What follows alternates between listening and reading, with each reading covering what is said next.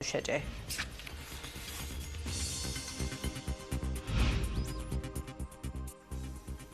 İşğaldan azad edilmiş ərazilərə bugün növbəti köç olub.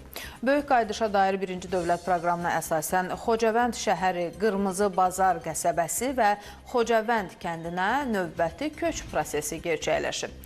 Xocavənd şəhərinə 20 ailə, 81 nəfər, Qırmızı Bazar qəsəbəsinə 2 ailə, 9 nəfər, Xocavənd kəndinə isə 5 ailə, 17 nəfər köçürülüb.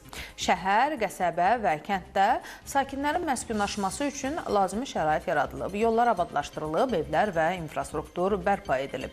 Keçmiş məcburi köçkünlər onlar üçün yaradılan şəraitə görə minnətdarlıqlarını bildiriblər. Yeni köçən ailələr qarşılandıqdan sonra onlara Anamanın əməkdaşları tərəfindən mina və partlamamış hərbi sursatların yaratdığı təhlükələr barədə ətraflı məlumat verilib.